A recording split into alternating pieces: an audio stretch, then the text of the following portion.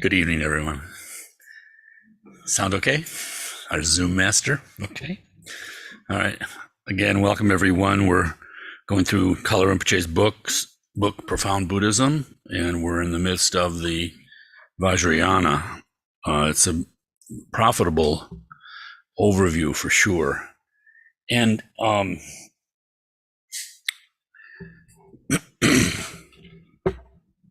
something that I think is unique with the Dharma is that it's all about method. It's all about technique, things that you can actually do. It's like tools for enlightenment. And we have such a paucity in an English language. I mean, English language is wonderful, of course, but when it comes to these kinds of terms, we don't. So we're having to use English words like this word enlightenment. I mean, it means different things to different people all over the place. Is it the basically mindset of the great political reformers of the late 1700s in France and Britain and America? What does it really mean? So one of the great things about Sanskrit and Tibetan, because they did such an incredible job of translation, instead of letting their egos get involved and using this foreign teaching to kind of, build up your own power base and promote your own kind of pet theories and things. They were just completely honest. Again, this great structure that they gave us on the Dharma, this process of 1, renunciation, 2, compassion, 3, wisdom. It means starting with that renunciation. Really amazing. And this, of course, is given actual, existential practice, meaning, non-conceptuality in our practice of the Tantra. Because when we start any of these visualizations, we start with this great mantra of emptiness. And what are we doing there? We're dropping all attachment to ordinary appearances. And think of that. This is the great renunciation. And in the tantric practice, there it is, right after refuge and generating the proper motivation. Bingo, the great renunciation. And out of that comes the seed syllable of whatever particular Buddha that you're practicing. And you are that seed syllable. How amazing is that? So we have incredible method and technique. And this, of course, is also so wonderful because it avoids all sorts of sectarian bickering, because you're not arguing about these things as sort of being, ultimate truth, but rather they're just provisional tools. I mean, who argues over a hammer? One guy's using a ball-peen hammer, another guy's using a claw hammer. They have different strengths. In different situations, you use a different one. But no one's denying the validity of a ball-peen hammer. So we fall into that, which just liberates the mind from so much of the useless, wastage that happens in religious thought. And when I say religious thought, it's not just, traditions that are labeled with a name that we all recognize as religious.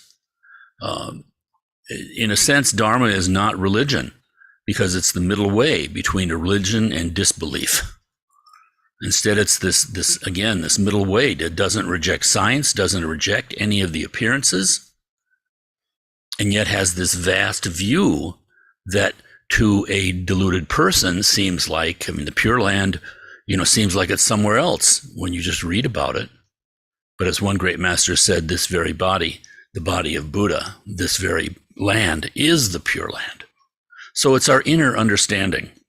And this is what's great about this. These highest teachings that we have in using the Nyingma, for instance, we start out with the self-liberation practices, views. Then it sort of going up, you have the great conventional bodhisattva views. This is what the Dalai Lama is teaching all the time publicly. But then you have these levels of Tantra. So there are these three lower levels of Tantra, and they're getting more and more subtle and sophisticated as you go higher and higher and higher. And then for the Nyingma, there's the Maha Yoga, the great uniting, you might say. And then above that, there is the Anu Yoga. That's what we've been talking about lately, the inner body of the visualized Buddha, the veins and channels and the drops. And then above that, Dzogchen, the great perfection. So similarly, in the Kagyu, in the new schools, you have those same levels of practice, but they combine the Anu Yoga and the Maha Yoga into the yoga that's beyond Anuttara Tantra, it's called. And then above that, Mahamudra. So just this verse on Mahamudra, I thought I'd read, just because I want to keep in mind, why are we doing all this? The Dalai Lama says we practice the Tantra because it's the fastest way to liberate beings. The ordinary person thinks I'm doing the Tantra because it's the fastest way to get to enlightenment. But that's actually wrong. There's a subtle grasping in there. So again, why are we doing this? To liberate beings. This is the understanding of Buddha's wisdom in a dualistic sense. As long as we think we're here, other sentient beings are out there. That idea of liberating those beings, taking them all the way to Buddhahood, that is our true nature shining, unadorned by anything else in our dualistic way. So the skillfulness of these practices is really something, of course, to be experienced. And the more that one does it and realizes, you come to an experiential understanding and you see the incredible profundity of these teachings. And why? Well, here, this is a view from one Lama on Mahamudra. So this is the highest view, right? In the mandala of Mahamudra shines moonlight, pure and all-pervading. All apparent phenomenon are the play of the mind. All qualities are complete within the mind.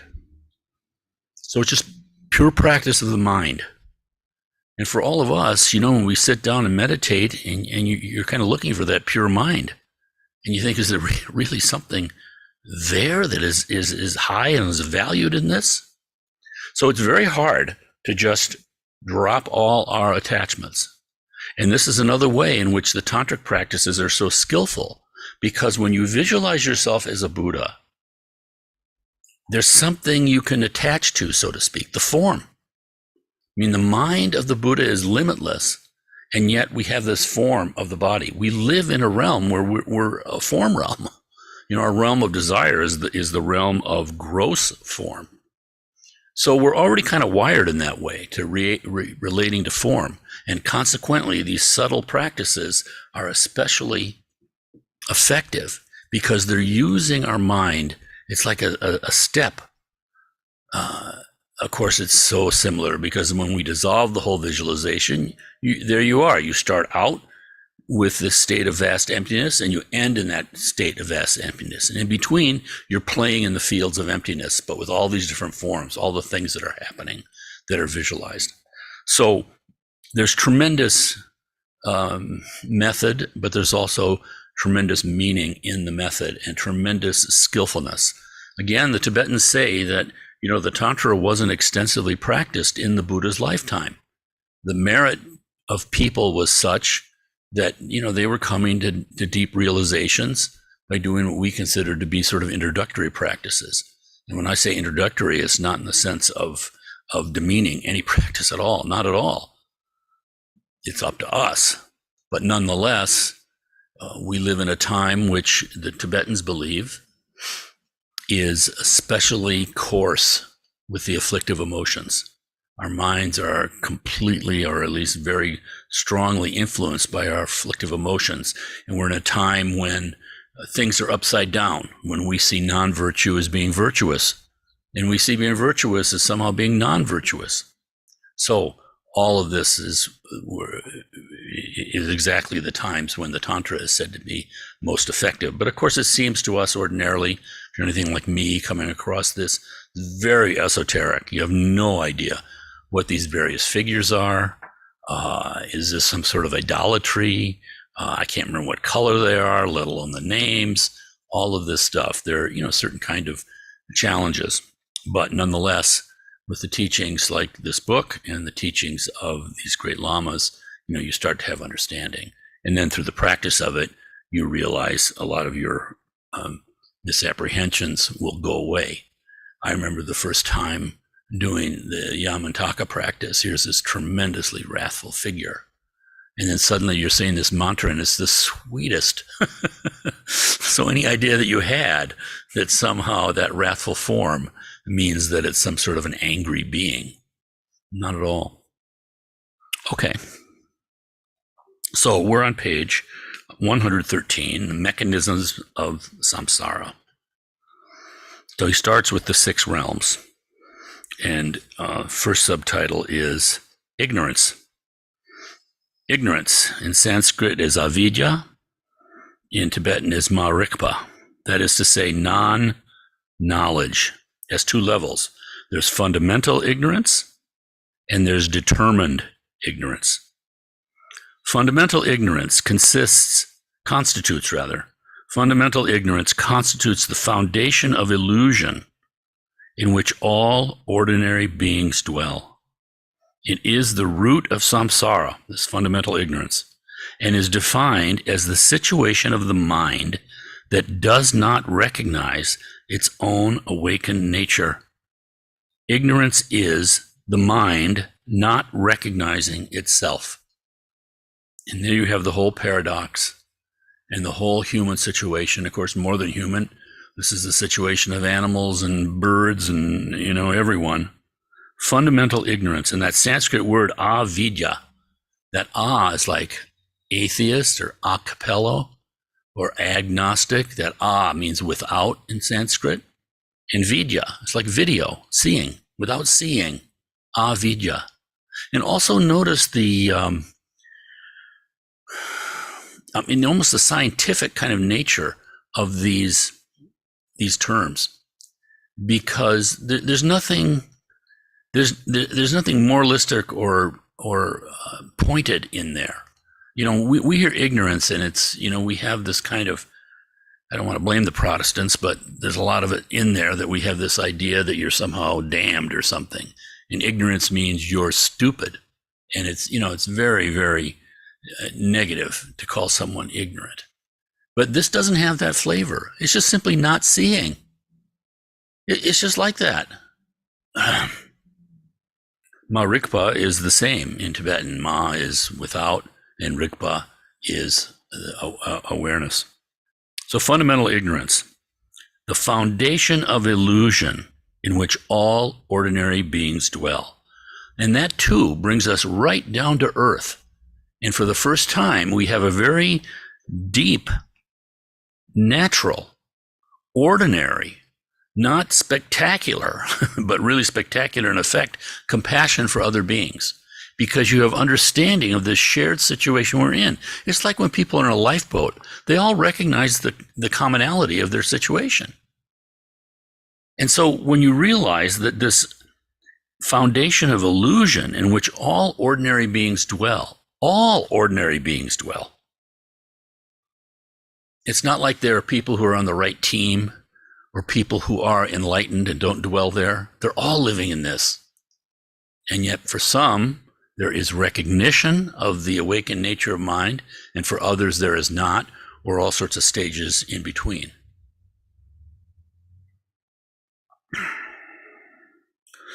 Yeah, going a little bit on these terms too, I was talking about enlightenment and what a vague term it is. In our prayer book, I can't remember which prayer it is, one of the initial ones it's talking about, it lists these 4 different qualities. It's actually referring to the unsurpassed, unexcelled. I can't remember the English, but in Sanskrit, it's Anuttara Samyak Sambodhi. Each one of those syllables has profound meaning, but they're very clear. There are many, many sort of synonyms all over the Buddhist world. You hear them all the time. I mean, Dharmakaya, Dharmadhatu. It gets overwhelming with all these terms. But they're just like Garinpoches, they're like different facets of this tremendous giant jewel. So we're trying in our, to express, for one thing, the untouchability of this, so to speak, the fact that you can't nail it down in a conceptual way. But nonetheless, the precision is helpful. All right. Under various forms, ordinary beings experience suffering and pain. A Buddha, on the other hand, has gone beyond suffering. He or she has reached nirvana. This difference between an ordinary being and a Buddha fundamentally proceeds from the knowledge or ignorance of the mode of the being of the mind. Knowledge characterizes awakened beings, ignorance, ordinary beings. As they say, mind is king. All of this is about training the mind.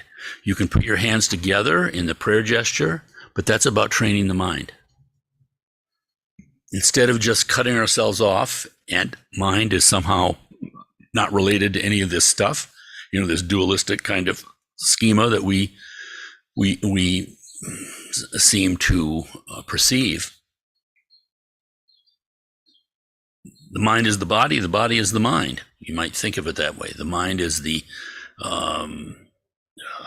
immaterial aspect of the body, and the body is the material aspect of the mind. You can think of it sometimes like that.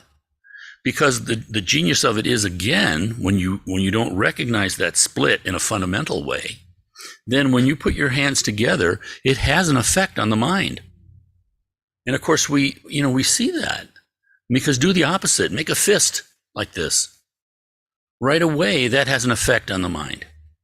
And even though your mind can be full of hatred, when you put your hands together like that, it's not 100% hatred.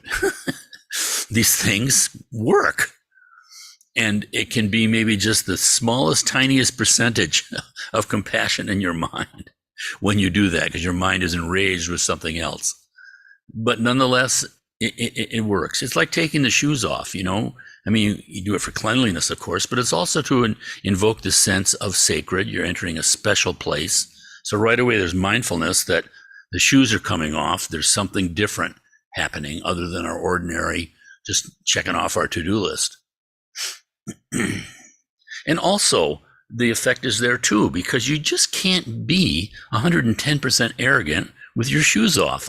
There's something about it, If you're in an argument with someone, but you get your shoes off, I mean, it's just, it's like you're arguing with someone with your flies open. I mean, there's just something there that's not perfect ignorance. So all these things work, and also shows us that it's not apart from, our body and mind and our actual situation. It's not like, oh my goodness, I have compassion for all sentient beings, but I just can't stand this guy that's driving in this car next to me and getting a little bit close to my bumper. You can tell him to back off. You can even be strong, but you don't hate. That's the difference. We have this false refuge that if I can just generate enough hatred, all those baddies are going to go away. And then Frank will be here just happy and perfect, on my little cloud. It doesn't work. And, we know it doesn't work. And yet sometimes we act like that. Okay, back to the mechanisms of samsara. To the question of the temporal origin of ignorance, one can only reply that it is without beginning. In this sense, fundamental ignorance is also called innate ignorance, comparable to the ore that accompanies gold in its natural state.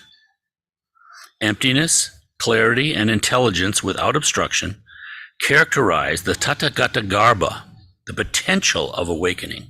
So this Tathagata Garbha means womb in Sanskrit. And the Tathagata is what the Buddha himself was called by his students. It was like a title, you might say, the Tathagatas. It refers to all the Buddhas, but it means the thus come one. Gata means to come, I believe. So, and ta is just, as it is right here. Tathagata Garbha, the thus come one. Because his personality too was so sort of impressive, beyond, so completely human that it seemed to be beyond being human. That all you could say, the thus come one, you can't say anything about a Buddha because they work in every situation. So emptiness, clarity, and intelligence without obstruction characterize the Tathagata Garbha, the potential of awakening. Because this potential is not recognized, emptiness is falsely taken for me, and clarity is falsely taken for the other. It is the way the duality of the me-other is structured. This mistake is referred to as determined ignorance, because it makes us believe in the mistaken determinations of me and other. So one contemporary Lama said that, we have this sense of me and you. And basically what's happening in this is that we're dissolving the ironclad, I don't know what to call it. There's like a barrier between us. I'm here, you're on the other side of that barrier. And these practices, by the practice of compassion, you can only practice compassion. The mind of compassion is one that doesn't recognize that barrier, or at least the complete impermeability of that barrier. And so it's like, sometimes I think of these practices that we do, and each repetition of the mantra, it's like a laser, shooting into that iron wall that separates us from not only each other, but from our own appearances, from the whole freaking universe. So we just have this sense of, this is the fundamental ignorance that we see in the paintings of samsara, for instance. What is that? Well, the ones that are scary, we run away from. We practice anger and hatred to drive them away. And the ones that we like, we're trying to get close to, we're grabbing onto. That's our desire, our attachment. Neither of those work, but that's the fundamental mechanism that's going on. So this me, you kind of division, me, they. And what happens is that it gets less far away. I mean, it's like in your own family, you feel closer to them than you do to people on the street. You feel closer to them even than you do with your friends. So we have this natural kind of perception. And why? Because we see what's common with us, or we see what's, what we're sharing. We're sharing the suffering. The family's eating at the same table, sharing the same food, has the same vulnerabilities. If one of them is harmed, challenged, everyone is suffering. We're all trying to work to protect that. There's a common kind of fear, you might say. But with other people in the street, well, it's just not the same. So these practices are doing that underneath everything. Assuming that ignorance has existed since time without beginning could lead us to think that knowledge has never existed. But we must see things from another perspective. Ignorance implies the presence of the true nature of mind. Although not recognized, it is knowledge itself. It is expressed in the notion of Samantabhadra, the eternal Buddha. In other words, the primordially existing Buddhahood, even if it is ignored altogether. Ignorance implies the presence of the true nature of mind. It's like even our human idea of suffering. Why do we suffer? Because we have this idea that somehow suffering is not the absolute thing. Suffering only exists in relation to non-suffering, to bliss, to happiness, to all these things. So there's a fundamental but kind of clouded recognition of the bliss of nirvana in our own suffering. And again, and you get into the higher teachings, the higher conceptual teachings, you see there aren't those divisions there. But yet we can't even talk. I mean, words are inherently divisive. As soon as you have a word, If I say good, that immediately creates bad, the concept bad. We can't get out of that. We're forced to work. Like Zonsar Kensei says that even these great teachings of the two truths, he says, the whole point of this is to get out of the net, the conceptual net that we've created. And yet we're using words and concepts which, can create more net. So this is all a little bit, a little bit dicey. It's a little bit walking on a razor's edge. And just my own aside, that again is one of the greatnesses of the Tantra, because you're dropping all that stuff and it's just, experiential. Even when you don't know, if you're like me, you don't know any of this symbology, any of all these things, you find yourself for whatever reason, in the presence of a Tibetan Lama, in the presence of the Dharma, and you come in here and it's all just first time in a shrine like this. It's just completely strange. Forgive me, those of you who heard the story before, but, my first retreat with Lama Tarchin was in Mount Baldy Zen Center. Very traditional, strict Japanese Roshi there, but they had their month off. So they just left 2 American monks in charge of the place. And Lama Tarchin rented this. And I was so used to, practicing Zen Buddhism. All you have is a cushion, it's just, everything's just minimal. And I got there a little early. Lama Tarchin asked if I could help set up the place. So I'm used to this, a meditation retreat. You're just sitting on a cushion. It's just not much going on, And I see Lama Tarchin drive up to this place, and he's got a U-Haul, and it's full of stuff. And he opened it up. And so this Zendo, where these American monks who were still there, did their daily practice, and their whole spiritual life is poured out in that building, was the most severe Japanese aesthetic you can imagine. I mean, tatami mats, one tiny little manjushri on the shrine, one little flower, one little incense pot, nothing on the walls. Everything's eyes down, black and white, calming the mind, no color, no distractions, nothing to look at, no concepts, just this kind of, meditation that they do. So Lama Tarchin transforms this shrine room into a Vajrayana shrine room like this. I mean, suddenly there are tankas on the wall, there's bells and dorjes, drums, instruments, this whole scene.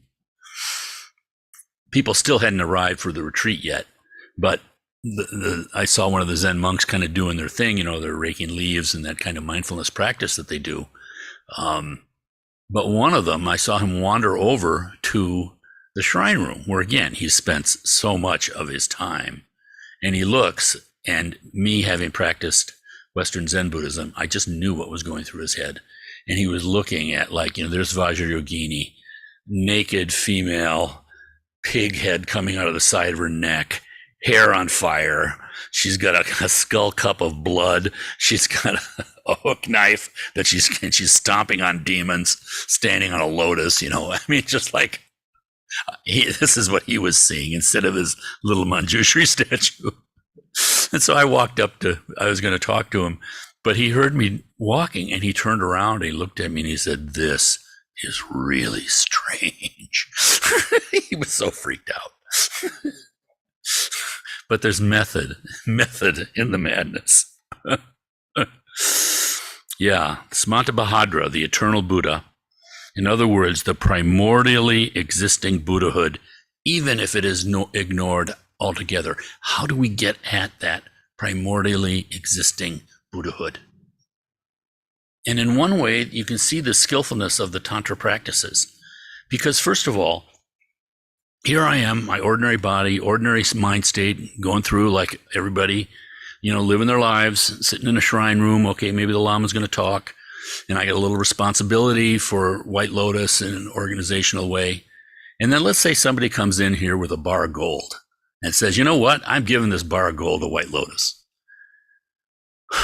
Well, because of my material perception of that gold and everything that's associated with it, all the causes and conditions, it's like I'm thinking right away, hey, maybe we should increase the insurance before the Lama starts talking. Where are we going to put this thing in case, some homeless guy didn't come in here missing the aid thing downstairs and walks out with our gold? I've got all these attachment thoughts going on, all of this churning in my mind. But when I sit and out of the emptiness arises the seed syllable, out of the seed syllable I manifest as Tara, and she's wearing a golden crown, I don't have any attachment to that gold. Now, truly, it's as real as that gold. Both of them are a projection of mind, but one is very gross, and I get into my gross attachment habit mind going on with everything that flows from that: disappointment, greed. Now we can do this, and all of this stuff, all there. But in visualizing Tara's crown, my crown as gold, I don't have that going on. So we're dealing with the mind itself. And because the mind is the king, we're much closer to sort of the creative spark, you might say. So it's very skillful again, because I can relate to a crown, even though it's just imaginary. So again, skillfulness. There's a purity. We're closer to the purity of the mind, you might say, playing with that purity. All right. Ignorance of the six realms. Because duality arises from fundamental ignorance, conflicting emotions such as desire, attachment, hatred, aversion, and blindness, ignorance, are created, which are subdivided into 84,000 conflicting emotions.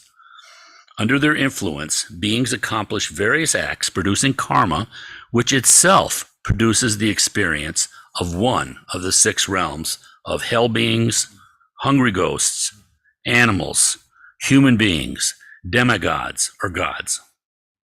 So, Rinpoche continues by talking about the reality of the six realms. One may consider this notion of the six realms as arbitrary, or see it as only a pure hypothesis without a real foundation. However, from the Buddhist point of view, simply because the Buddha himself taught it, it cannot lack validity. The Buddha gives a precise description of the 8 burning hells, attributing to them a precise underground location, each at a given distance from the ground surface. These details do not have the purpose of just impressing us. They correspond to a certain reality. Envisioning the existence of the 3 inferior worlds, that's the hungry ghost, animals, hungry ghosts, and hell beings, envisioning the existence of the 3 inferior worlds is no mere exercise of imagination. The infinite variety of the animal realm, the 36 classes of hungry ghosts, the 8 burning hells, the 8 freezing hells, the occasional hells, and the peripheral hells are a description of states of existence effectively experienced by beings. So again, because this is all mind, all comes from mind, there are beings experiencing these states of mind and suffering in these detailed ways. Similarly, the sutras give a detailed vision of the superior realms, those of human beings, those of demigods, and the sensual gods. Human beings are not, in this context, reduced to those living on earth, which the traditional texts call the southern continent. They are seen as various people inhabiting the 4 continents and the 8 subcontinents surrounding the axial mountain of the universe, Mount Meru, according to traditional cosmology. As for demigods, they are located on the slopes of Mount Meru. The gods are divided in several categories in the 3 spheres. First are the gods of the sphere of desire, which make up the 6 classes, 6 realms. One group resides on the upper part of Mount Meru, another one on the summit. This is the world of the 33.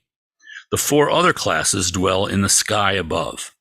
Beyond the sphere of desire, which he's just described, reside the 16 categories of gods of the sphere of form, also called Brahma's worlds.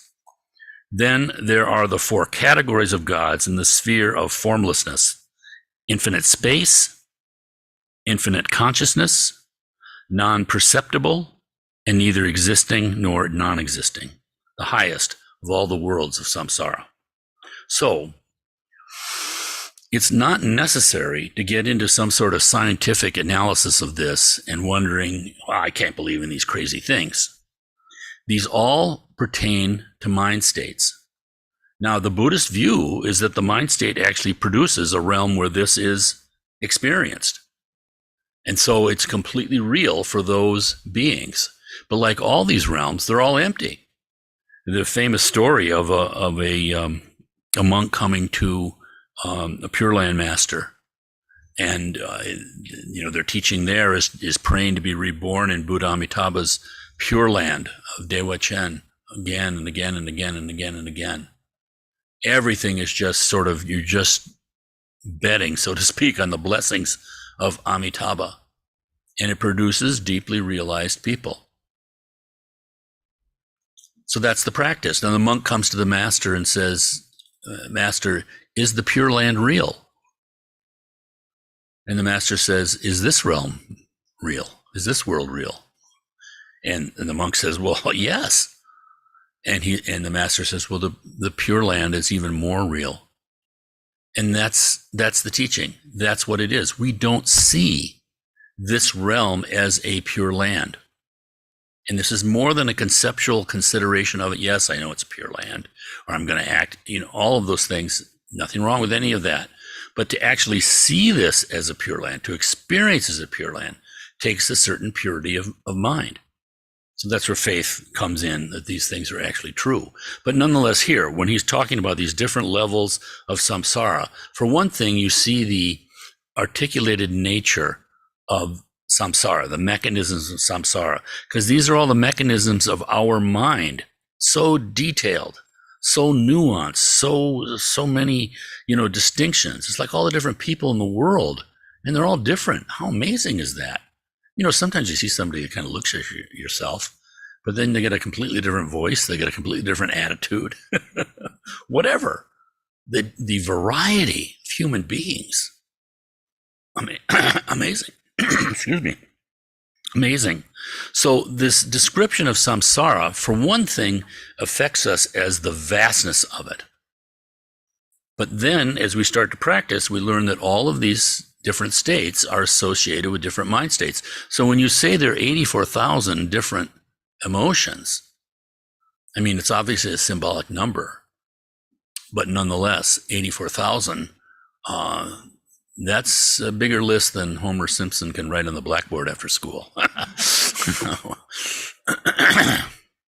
So for instance, when they're talking about the three realms, it gets a little confusing in terminology because we're talking about the 6 realms, which are all within the realm of desire.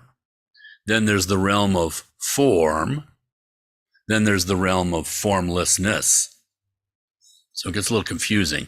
The 6 realms that we talk about are the ones that are spoken of mostly, of course, hell beings, hungry ghosts, animals. Then the higher realms are human beings, the demigods, the asuras. Then the lower gods, they're called gods in the realm of desire. But the realm of form, of subtle form, is other god realms. Like he said, 16 different god realms. That's where the Buddha took birth from in his life before being in India 2,600 years ago. And his mother, she passed away shortly after giving birth to him. She was reborn in one of the 4 lower of the 16. He visited her there and gave teachings during that one time and just disappeared. Now, the higher ones in the formless realm, what they were talking about, these are the 4 immeasurables. So every Sunday when we do our opening prayers, we do the refuge and motivation, and then we do establishing the 4 immeasurables. The 4 immeasurables were taught in ancient India. They were practiced. They were the teachings of the 2 teachers that the Buddha sought out immediately after he renounced and left his palace. And he accomplished. One went to in infinite space. So the mind can reach a place where all it's aware of is the infinity of space. Think of the vastness of that. Now, that's not emptiness, but in a samsaric way, it can attain to that, where it can rest. And then above that is infinite consciousness. So the mind is so trained that it's gotten to a place where it's not even aware of space. That's too gross at this point. But just the consciousness of, even of nothing, just the fact of consciousness. And above that, non-perception. So it's not even perceiving, because consciousness has a quality of perception in it. You're perceiving something, and you're conscious of something, even if it's vastness. Well, now there's not even perception. And then above that, neither existent nor non-existent. So it's very close to realization, but not there. Now, the Buddha attained to this state, especially in the last one. And his teacher asked him if he would then take over his role, as become his successor and teaching all the students this practice. And he said, no, because I haven't come to the understanding of what the cause of suffering is. So he walked away from that, even though he was very successful, you might say, in his meditation. So these are worldly states. One, it said, can maintain yourself in them for extremely long periods of time, but they're not realization. And so eventually you sort of fall out of it, you might say, but they're very, very high. These are arupa, form. A is without, rupa is with form, the formless states. And they're called the stations of Brahma. So the Buddhist view was that these were the highest teachings of the Indian religions of the Buddha's day. Yeah. You were saying that each of those correspond to the four immeasurables, which we memorized as love, compassion, spontaneous joy, and impartiality. Oh, yeah. Thank you for bringing that up. Yeah. I was wondering, do each one of those correspond to what, like, kind of like the result? Yeah, thank you. Keen brought up a good question. I should have said something about this.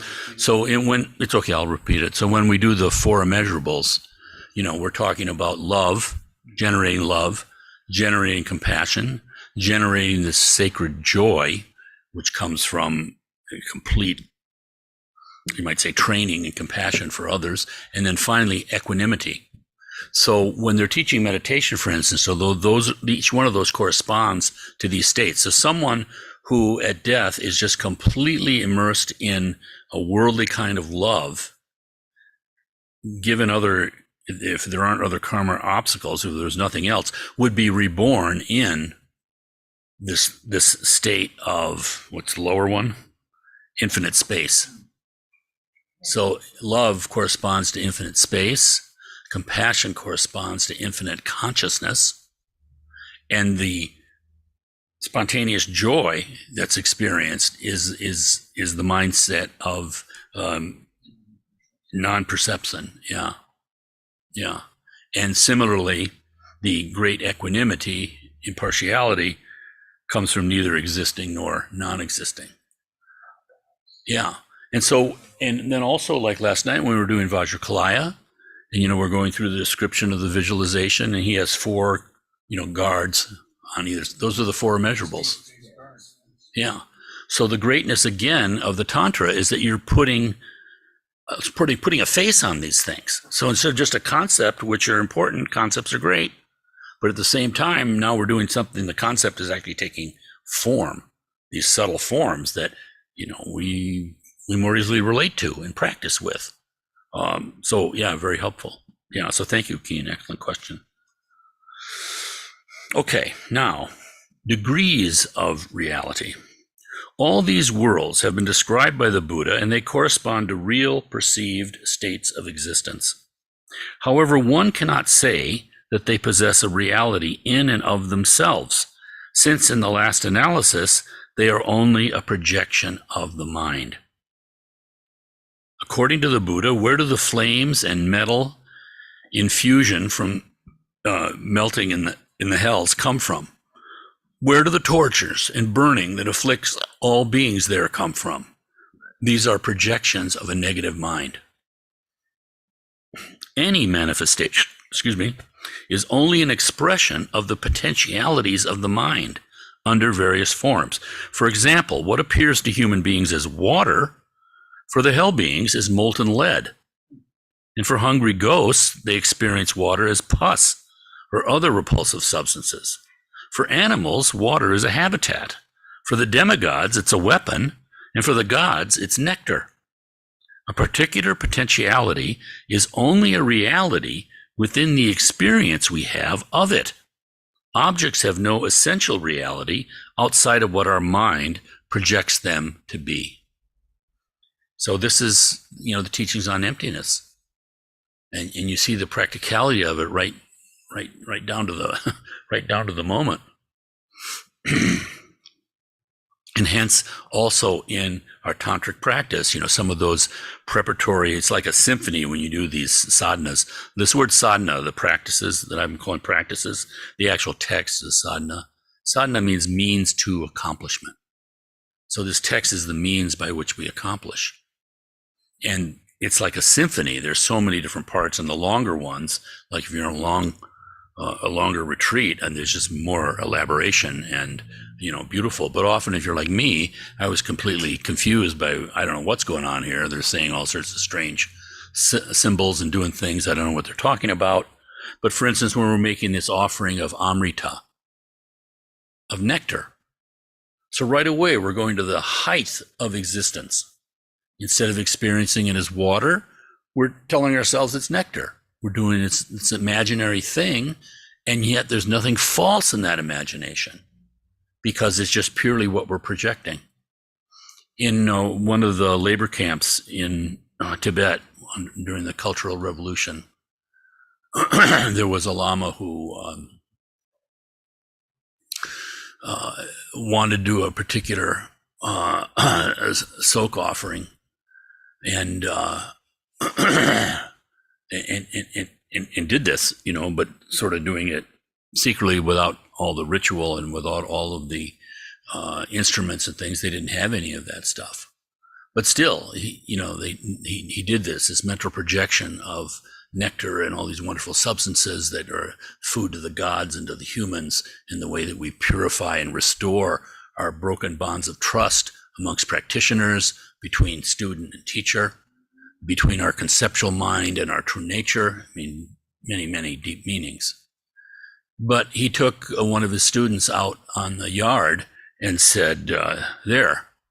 And the student picks up this thing that looked like a rat turd and was wondering, what do I do with this? And the Lama said, eat it. And he was like, what? He put it in his mouth, and he said he had the most amazing, delicious explosion of wonderful taste he had ever had. Maybe it was a rat turd to my perception, but whatever they were doing, transforming the mind. Now, beyond contradiction.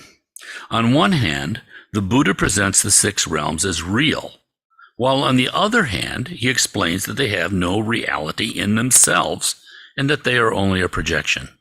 This is not a contradiction, but rather it is bringing together 2 perspectives under which the manifestation can be understood. What is real from a relative point of view is not real from an absolute point of view. It is said that phenomena are neither real nor unreal. They are similar to the reflection of the moon on water. This perception is a reflection of a certain reality. At the same time, this reflection is not a tangible object. Therefore, it's not really existent in the way that we think of things as existing. The world has only a reality in accordance with those who perceive it. Many of you listening now to this teaching will go to bed this evening, and each of you will have his or her own dreams. When we see each other tomorrow morning, will everyone claim that the only real manifestation during the night was his or her dream world, and that those of the other people were false? This would make no sense. In our dreams, we each experience a world that is real for us, but this world has no reality in itself. It is the same with the different worlds, the different realms. Let's see. Next is in the hells and the realms of the gods. Yeah, let's just do this, and that'll be a good place to stop, I think. We find another indication of the subjective nature of our relationship to phenomenon in the following example. It is said that there is a certain category of hell beings, the worst of all conditions of existence in the universe, who undergo the suffering of each of the 6 classes of beings. If we consider each realm as a physical reality passively experienced by its inhabitants, it would not be conceivable that a single being could encounter all these sufferings at one time. At least 5 of those sufferings would have to take place elsewhere. The experience of the 6 realms gathered in one world is only made possible because they are created by the mind. The 5th level of the gods of the sphere of desire are called happy emanation. This name is given to the level of the gods possessing the ability to create, by the simple effort of mental projection, any pleasant phenomenon they need: a beautiful object, harmonious sounds, tasty dishes, even companion gods or goddesses for enjoyment. The 6th level of the gods of the same sphere is called authority over others' emanations. Presents a level even more refined, since these gods have no need to mentally create what they wish. They rely on others.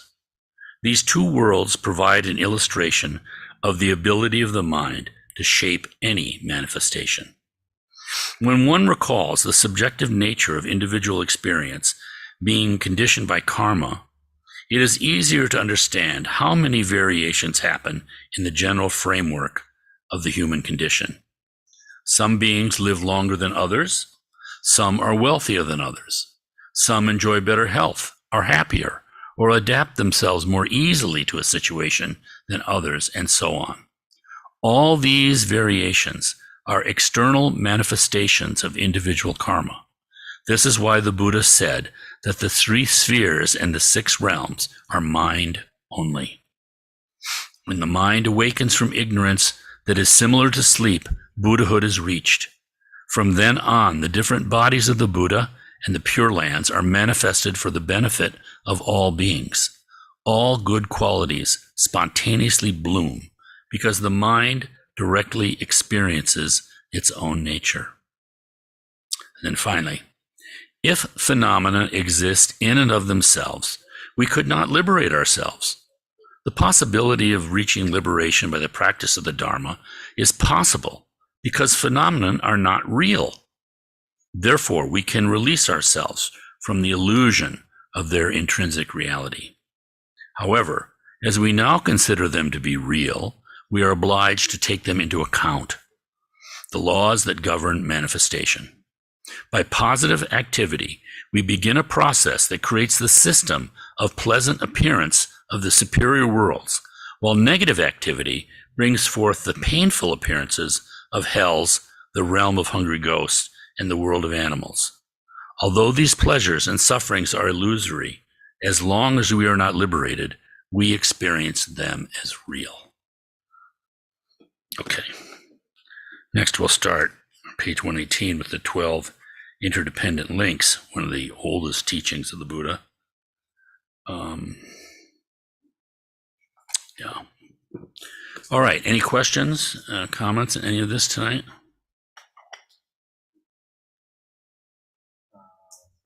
That was awesome. I just wanted to thank Oh, Mike.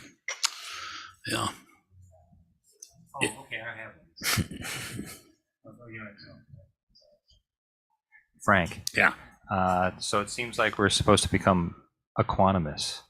I love that. That's the one time, Well, that brings up a good point. I meant to say, Yeah. although these highest states of samsara, equanimity is the highest, right? For practical reasons, when the lamas teach meditation, they start with equanimity. So because it's just very important, that whatever's arising in the mind, we're not making a problem out of it, so to speak. So they actually start with equanimity. So it starts with the end result, which is very dharmic too. Interesting. So you really just can't do the easy American method by treating everyone as everyone crappy, so we've reached the state of equanimity. Want equanimity. We definitely want equanimity. Bad stuff can be happening, but you're not thrown. That's equanimity, you know. It said of the Buddha that, he regarded jewels and gold nuggets as dust motes. He had this perfect equanimity. Just no attachment, It's nice to give it a name, but it's different to be there.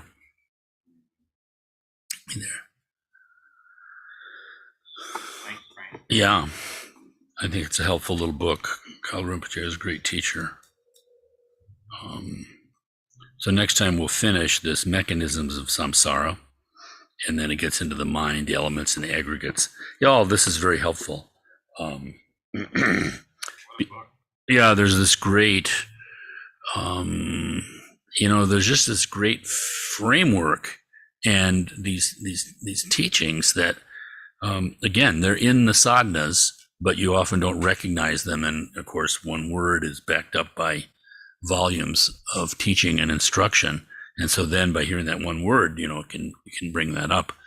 And it's all very confidence building, because you start to see the interrelatedness of this and the fact that these teachings, have been pounded out. I mean, originally things came from just the pure enlightenment of the Buddha spontaneously. But something I think is so great when you read about some of the meditation instructions, especially in the higher types of meditations, the very elaborate tantric meditations and that, like in Kala Chakra, they've obviously worked out teaching examples over centuries, and they have a certain kind of clarity. It's like when Kempo was talking the other day, sometimes his English doesn't adjust to it, but these classic examples of that kind of attitude is like a rabbit with horns.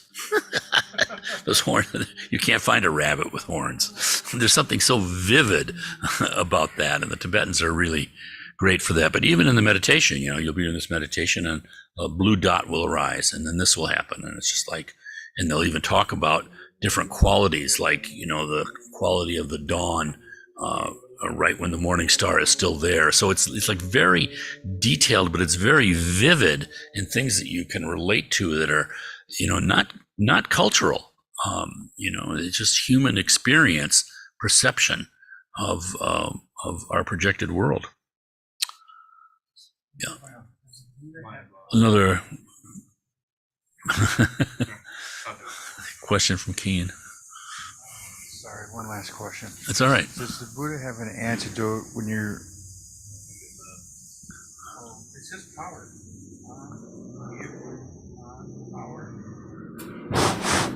Now? Now is it work? It's working. There we go. Okay. Yeah. Oh, now it's working. You're good. Does the Buddha have an antidote for when you're kind of overwhelmed by entropic inertia?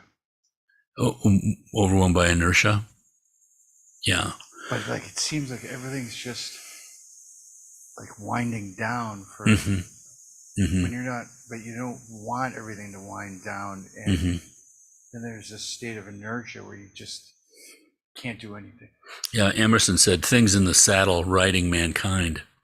It's kind of like that. We got so many things going on in our mind, and all of a sudden I just can't keep up with it all.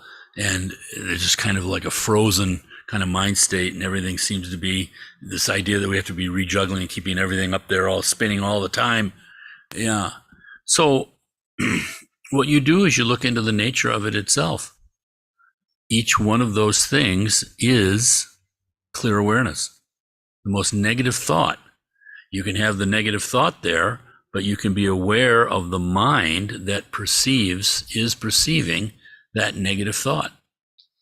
And that's different, because when you're in that awareness, it doesn't have the quality of that negative thought. So the negative thought is something secondary that we've done. It's creative, but it's not fundamentally creative. It is this determined ignorance that he was talking about. So we have this fundamental ignorance of just not seeing, but then we have a determined ignorance that we're working at making ourselves ignorant. And instead of just being some guy that they discover in the forest in the Amazon. Even there, that's wrong because there's all sorts of culture there too. But instead of just our natural state of, not the Buddhist natural state, but the natural state of being in a state of ignorance, avidya, we're piling on concepts, obligations, all of these things, ethnicity, all of these things. One person said, for instance, if you imagine yourself, if you identify as Jewish, suddenly you've got 2,000 years of suffering to deal with. Orthodox Jews on top of Right, it. right. Every day is suffering. And that's not a criticism, Right. because all of us do that.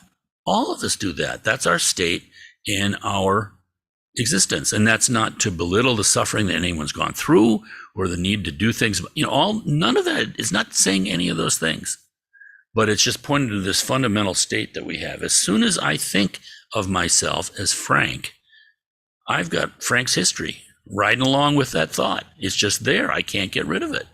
Oh, I could have done this better. I did that pretty good. And this person liked me. I like her too. All that stuff's going on. And in a way, nothing wrong with it. It's like Tilopa said to Naropa. Naropa, it is not the appearances, but it's the attachment to the appearances that are the problem. Yeah. Like going nothingness into the void. Yeah. Instead, we run away from our thoughts. We run after our thoughts. We're running around and around in circles all the time. And the truth is kind of like in the portrait that they have of the six realms. You see all this thing spinning around. And if you look, they have in there's one monk, and the monk is pointing. And out of the monk's finger is coming a little tiny rainbow that gets wider and wider and wider. It's off the chart, so to speak. It's off of that six realms. But it's not apart from that six realms either. But at the same time, it's something radically different. Yeah, pure. Okay. Good place to stop. Thanks for everyone's attention tonight. Carol, do you have any questions? I know you're a thinker. Okay. Thank you, though. I did have. It's just, really Yeah, exactly. It's good to work it. It's good to work it. You're good. Okay. What's that, Gretch? Yeah, any Zoomer questions? We should always never forget the Zoomers. Thanks, Frank. That's perfectly fine. No questions.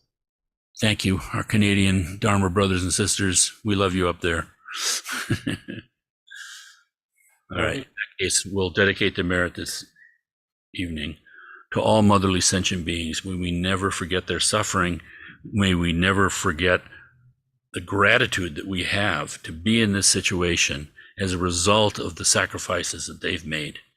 May we never forget that each and every sentient being has been our mother. Svaha. Okay. All right. Thank you all.